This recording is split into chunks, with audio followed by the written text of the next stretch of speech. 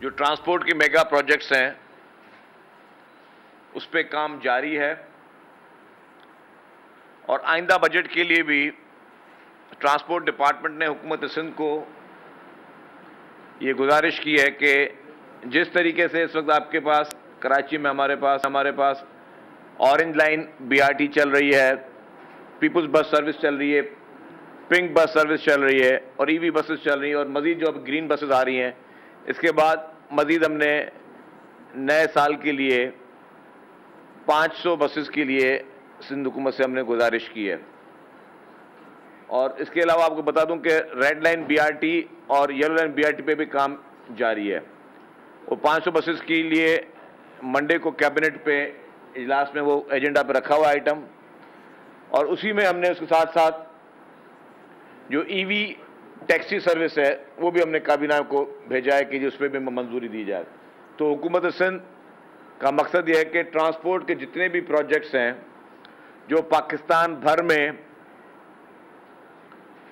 बाकी शहरों से पहले हम सिंध में शुरू कर रहे हैं, जैसे टैक्सी सर्विस या EV बस सर्विस, तो ये सिंध के लोगों को पाकिस्तान पीपल्स पार्टी की सिंध हुकूमत की जानिब से जो कोशिशें हैं कि ट्रांसपोर्ट के मसाइल हल हों, उसमें बहुत ज़्यादा बेहतरी आएगी सिंध के लोगों के लिए। ये जो हमने बसेस सर्विस मंगवा रहे हैं ये पूरे सिंध भर के लिए मंगवा रहे हैं और हमारा इसमें टारगेट ये है कि ट्रांसपोर्ट निज़ाम को मज़ीद बेहतर बनाया जाए। कल परसों भी मेरी मीटिंग हुई थी जिसमें लियारी एक्सप्रेस वे जो है वो एक बहुत तवील रूट है, उसमें हम कोशिश करें कि electric buses Lyari express way पर चलाई जाएं और इलेक्ट्रिक बसेस वहाँ चलने से लोगों का ना सिर्फ सफ़र आसान होगा, लियारी एक्सप्रेस वे की ट्रैफिक में कमी आएगी, प्लस लोगों को एक मुनासिब कीमत में वो सर्विस मुहैया हो सकेगी। इसके साथ साथ जो एक अहम चीज़ मुझे वो बतानी थी, वो ख़ासतौर पर कराची के लोगों के लिए बहुत इम्पॉर्टेंट है कि आपको पता है कि निगलेरिया जो है वो फिर जन्म दिया है उसने, और वज़ीर बल्दियात साहब और वाटर बोर्ड जो उस पर काम कर रहा है, क्लोरीन को मिकदार को भी बढ़ा रहा है ताकि निगलेरिया से बचा जा सके। लेकिन एक गुजारिश मेरी होगी पूरे कराची के आवाम से, क्योंकि शिकायतें कराची से ज़्यादा आ रही हैं, इसलिए मैं सिर्फ कराची के लोगों को मैं वो कर रहा हूँ कि वज़ू करते हुए बराए मेहरबानी नाक में पानी डालने से आप लोग गुरेज करें। हमने लास्ट टाइम भी मुझे याद है कि जब ये निगलेरिया आया था तब हमने काफ़ी उलमाए कराम से फतवा भी ली थी और उलमा कराम ने कहा था कि आप जो है नाक के अंदर पानी को ना डालें ताकि आप इस निगलेरिया जैसे, क्योंकि ये निगलेरिया एक जरासीम है जो कि ब्रेन ईटर होता है, जो आपके ब्रेन में जो है वो एक बहुत ही ख़तरनाक किस्म का जो है कोई प्रॉब्लम क्रिएट करता है। एक तो जो एहतियाती तदाबीर हैं कि आप क्लोरीन अपने घरों में भी इस्तेमाल करें, लेकिन अपनी टैंक्स में भी इस्तेमाल करें, लेकिन गवर्नमेंट भी कर रही है, लेकिन एहतियातन मैं ये कह रहा हूं क्योंकि हर इंसान की कीमती जान से इंपॉर्टेंट कोई चीज़ नहीं है। तो इसलिए निगलेरिया के लिए बराए मेहरबानी करके मैं सबसे गुजारिश करूंगा कि वज़ू के लिए आप भले अपने उलमा कराम से, मौलवी साहबान से भी पूछ लें, नाक में पानी ना डालिए। कराची के तमाम लोगों से मेरी गुजारिश होगी, ये एक पब्लिक सर्विस मैसेज है, तो मैं चाहता हूं कि इस पर मीडिया ज़रूर फोकस करे।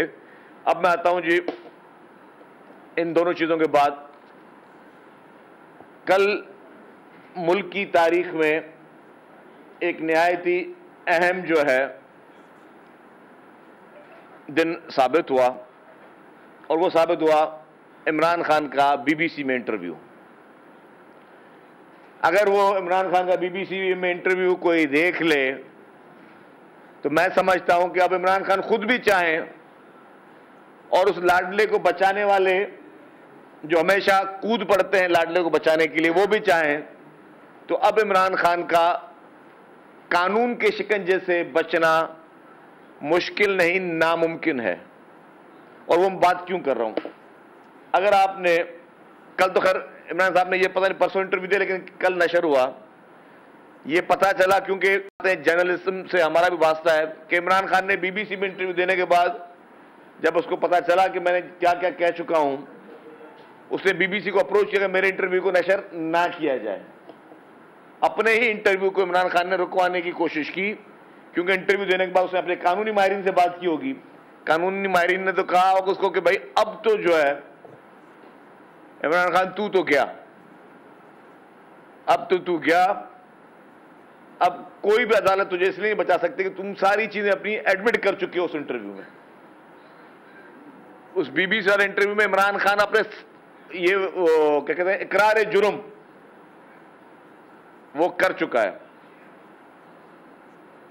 इससे पहले इमरान खान की हमेशा सियासत ये रही है अपनी मर्जी से अपने मर्जी के जर्नलिस्ट सामने बिठाना, उनको प्राइम मिनिस्टर हाउस में बुलाना,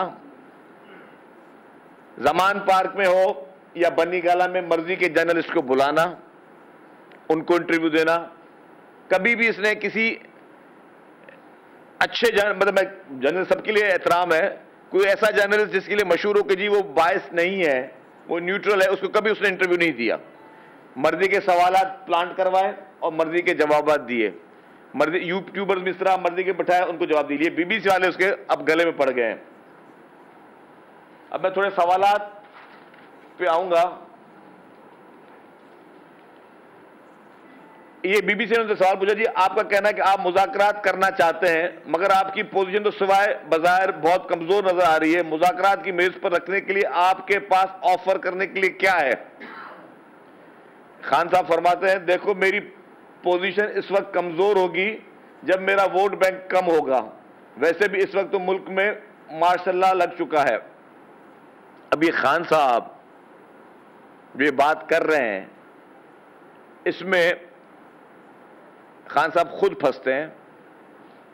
सबको पता है कि खान साहब की हुकूमत को वोट ऑफ नो कॉन्फिडेंस के जरिए निकाला गया और उसके बाद आप जो इस मुल्क में आपने किया, जो नो मै को किया या बाकी आपके जितने भी कारनामे हैं, उसके बाद एक इलेक्टेड हुकूमत की मौजूदगी में आप पर ये मुकदमा कायम हुए और आपको वो फेस करने हैं। लेकिन आप सिर्फ सवालों को घुमाते रहे। उस खातून ने दोबारा उनसे पूछा कि जी फिर भी बताएं कि आपके पास पेश करने के लिए क्या है, तो उसको भी इमरान खान टालते रहे। जो इंपॉर्टेंट सवाल है वो सवाल करती है खातून के, माजरत सर ये मेरे सवालों के जवाब नहीं, लेकिन चलें आगे चलते हैं। आपके लीडर और कारकुन ये कहते हैं कि इमरान खान हमारी रेड लाइन है, इसका मतलब क्या है? ये बहुत ही खतरनाक बात बताने जा रहा हूं। इमरान खान फरमाते हैं इसका सीधा मतलब यह कि मुझे जेल में डाला गया तो फिर रिएक्शन होगा 9 मई जैसा। इमरान खान ने फरमाया कि मुझे जेल में डाला गया तो दोबारा रिएक्शन होगा 9 मई जैसा। तो उस पर उसको एंकर कहते क्या आप धमकी दे रहे हैं? उसे वर्ड के क्या आप थ्रेट दे रहे हैं? बोले मैं थ्रेट नहीं दे रहा, मेरे कारकुनों की मैं रेड लाइन हूं, अगर मुझे जेल में डाला गया तो दोबारा ये रिएक्शन होगा। तो लीडर वो एंकर को कहती है कि आपका मकसद यह है कि जो आपने 9 मई को किया, मैं खुद इस्लामाबाद में विटनेस हूं कि मेरे सामने आपके वर्कर्स कारकुनान पुलिस पे लाठियां मार रहे थे, पुलिस पे पथराव कर रहे थे, जलाओ घेराव कर रहे थे। तो इमरान खान ने और फिर से ये पूछा जी आपके इस वक्त वर्कर्स या लीडर जेल में है? तो उसने कहा जो जेल में उनसे मेरा ताल्लुक नहीं है। इमरान खान कहता है कि जो लोग जेल में हैं उनसे मेरा ताल्लुक नहीं है। तो जिन इमरान खान ने इस्तेमाल किया, जिन जिन लोगों को इमरान खान ने इस्तेमाल किया कि वो रियासत के खिलाफ हमले करें, वो रियासत के खिलाफ इस तरह की कार्रवाइयां करें, वो मुल्क के खिलाफ साजिशें करें, वो जलाओ घेराव करें, उनको अब इमरान खान ने लाताल्लुकी का इजहार कर दिया है। जो लोग इस जेलों में इमरान खान की वजह से पड़े हुए हैं, तो ये भी एक आई ओपनर है।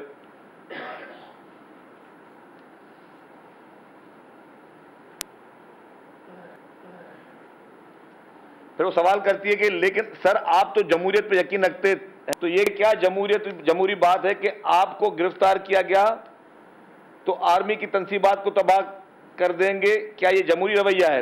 वो एंकर पूछती है। उस पर इमरान खान जवाब देते हैं आप नहीं जानती पाकिस्तान में कोई रूल ऑफ लॉ नहीं, ईंट आएगी तो जवाब पत्थर होगा। फिर उसे सवाल पूछे सर आपकी बात से ये तो साफ जाहिर हो रहा है कि आप धमकी दे रहे हैं। खान फरमाते हैं जी कि मैंने धमकी नहीं दे रहा, मैं पार्टी लीडर हूं, पार्टी धमकी लगा रही है और मैं पार्टी की रेड लाइन हूं। तो अब सवाल यह है कि ये जो शख्स इस वक्त मुल्क में मजीद इंतशार फैला रहा है और रियासत को धमकी दे रहा है कि अगर रियासत ने इमरान खान को गिरफ्तार किया केपीके की बीआरटी की चोरी पे, मनी लॉन्ड्रिंग पे, रियासत उसको गिरफ्तार करती है अल कादिर ट्रस्ट के इस पूरी ट्रांजैक्शन पे, अगर रियासत इमरान खान को गिरफ्तार करती है जो भी फंड्स इल्लीगली लिए गए और इल्लीगली इस्तेमाल किए गए अपने खानदान के अयाशियों पे, अगर हुकूमत उसको गिरफ्तार करती है कि जितने भी करप्शन के बड़े बड़े मेगा स्कैम्स उसके लिए मौजूद हैं, 9 मई को भी एक मिनट में साइड में रख दूं, जितने करप्शन के स्कैंडल्स उसके लिए मौजूद हैं, तोशाखाना के केसेस उसके ऊपर मौजूद हैं, फराह गोगी के मुकदमे उसके ऊपर मौजूद हैं, जो किकबैक्स पंजाब में ली गई उसके लिए उसके फैमिली के लिए मौजूद हैं, जो सिलाई मशीनों के नाम पर अरबों रुपए यहां से बाहर भेजे गए और बाहर भेजकर जो प्रॉपर्टीज खरीदी गई वो सारे मुकदमा इमरान खान के खिलाफ मौजूद हैं। अगर रियासत, अब मैं ये पूरी बात करना मकसद क्या है, जो मैंने इंटरव्यू को कोट कर रहा हूं, ना ही मैं बीबीसी का नुमाइंदा हूं, ना ही ये मेरा काम है, लेकिन मैं सारी चीजों का मकसद समझाना चाह रहा हूं कि मकसद क्या है। मकसद है कि इमरान खान के ऊपर उसकी गर्दन में करप्शन के इल्जामात के साथ साथ फंदा करीब हो जा रहा है। जो अल कादिर ट्रस्ट है उसमें इमरान खान मुकम्मल तौर पे इन्वॉल्व है और वो चीज वो एडमिट 10 दफा मुख्तलिफ तरीकों से कर भी चुका है। इसी तरीके से मैंने कहा तोशाखाना, बीआरटी, केपीके, करप्शन के जितने भी मेगा स्कैम उसमें इमरान खान का हाथ डायरेक्ट मौजूद है। अब उसने ये बनाया है पूरा नैरेटिव के, क्योंकि कराची में मेरे खिलाफ इंतजार था ना, चलो इस बार वो करते हैं जो इससे पहले किया ही नहीं। किस्मत की आंखों में आंखें डाल के जीतना होगा, सब में शेर जैसी राह, जर्रा जर्रा भी हर कंटेस्टेंट को लगेगा पहाड़। लड़खड़ाना नहीं है, खोल दो अपने पंख अगर आसमान छूना है। अबे लग रहा है ये सब पहले भी कहीं सुना है। एंटरटेनमेंट की गारंटी जनाब, क्योंकि यहाँ खेलोगे कूदोगे तो बनोगे नवाब। खुश रहो पाकिस्तान। खुश रहो पाकिस्तान, बुध और जुमेरात शाम 7 बजे सिर्फ बोल एंटरटेनमेंट पर। सब्सक्राइब करें और बेल दबाएं ताकि कोई खबर रह न जाए।